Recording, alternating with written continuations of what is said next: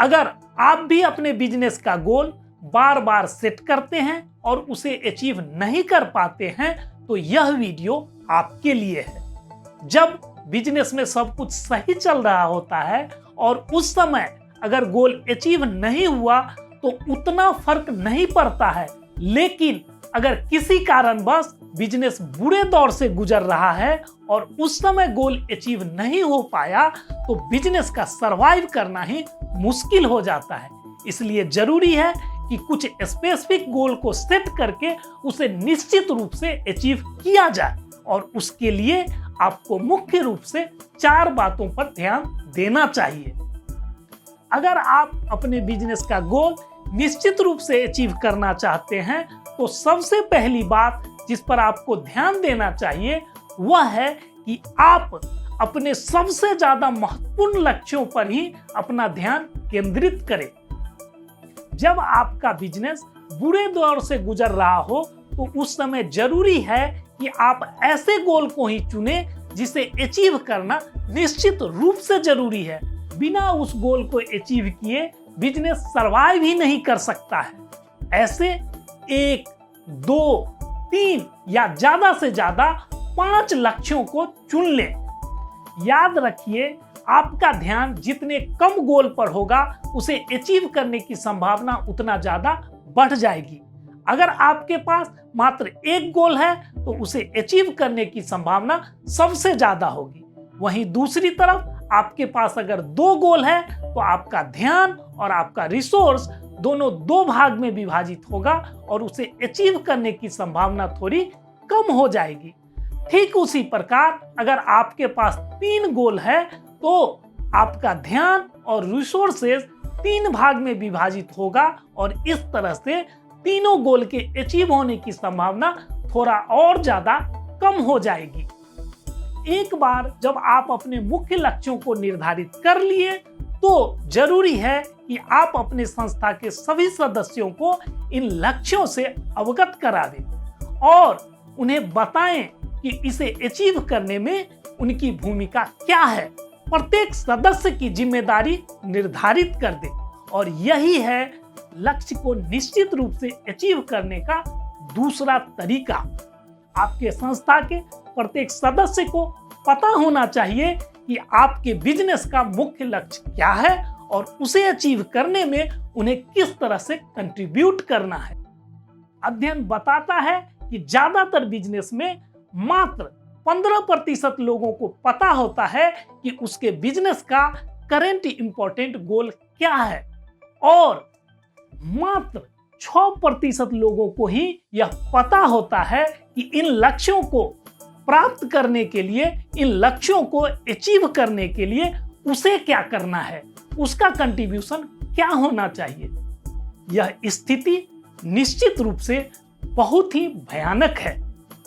आप गौर से सोचिए कि आपके संस्था में कितने सदस्य को आपका करंट बिजनेस गोल पता है और कितने लोग जानते हैं कि आपके अभी के वर्तमान बिजनेस गोल को अचीव करने के लिए उनकी भूमिका क्या है। अगर आपके संस्था में भी यह आंकड़ा इसी प्रकार का है, यानी मात्र लगभग 15 से 20% लोग जानते हैं कि आपका बिजनेस गोल क्या है और मात्र 5 से 6% लोग जानते हैं कि इस गोल को अचीव करने के लिए उन्हें करना क्या है, तो स्थिति अच्छी नहीं है। आपको इमीडिएट अपने संस्था के सदस्यों का मीटिंग बुलाना चाहिए, उनके साथ संवाद करना चाहिए, उन्हें अपना गोल बताना चाहिए और प्रत्येक व्यक्ति का जिम्मेदारी निर्धारित करना चाहिए। अपने बिजनेस गोल को निश्चित रूप से अचीव करने का तीसरा तरीका है उपलब्धि को मापे, मेजर द अचीवमेंट। एक वेल नोन सेइंग है कि what gets measured gets done. जो मापा जाता है पूरा हो जाता है। बिजनेस एक नंबर गेम है। आपको हर हमेशा पता होना चाहिए कि आप कहां हैं और आप कहां जा रहे हैं। जिन लक्ष्यों को निर्धारित किया गया है वह कितना पूरा हो चुका है, जिस रफ्तार से उपलब्धि को हासिल किया जा रहा है, क्या वह रफ्तार अपने लक्ष्य को निर्धारित समय पर अचीव करने के लिए सफिशिएंट है या नहीं आदि की जानकारी आपके पास होनी चाहिए। और उसके लिए जरूरी है कि उपलब्धियों को मापा जाए, अचीवमेंट्स को मेजर किया जाए। जब उपलब्धियों को मापा जाता है तो दो ही स्थिति होती है, या तो रिजल्ट अपेक्षा के अनुसार अच्छा होता है, इस स्थिति में सदस्यों का मनोबल और आत्मसम्मान बढ़ता है। वहीं दूसरी स्थिति यह हो सकती है कि रिजल्ट अपेक्षा से कम हो। ऐसी स्थिति में यह सोचा जाता है कि आखिर ऐसा क्या किया जाए कि हम फिर से ट्रैक पर वापस आ जाएं। एक बार जब हम ट्रैक पर वापस आ जाते हैं तो फिर से सदस्यों का मनोबल और आत्मसम्मान बढ़ता है। आप लक्ष्यों का अचीवमेंट तो मेजर करें ही, लेकिन साथ में यह भी जरूरी है कि आप उन गतिविधियों को भी मेजर करें जिसे किया जाना उस लक्ष्य को अचीव करने के लिए जरूरी है। आपको एक बात और ध्यान में रखना चाहिए कि यह मानव स्वभाव है, यह मानव मनोविज्ञान है कि अगर उसके परफॉर्मेंस का स्कोर नहीं रखा जाता है तो उसका परफॉर्मेंस घट जाता है, वह फुल इफिशियंसी के साथ काम नहीं कर पाता है।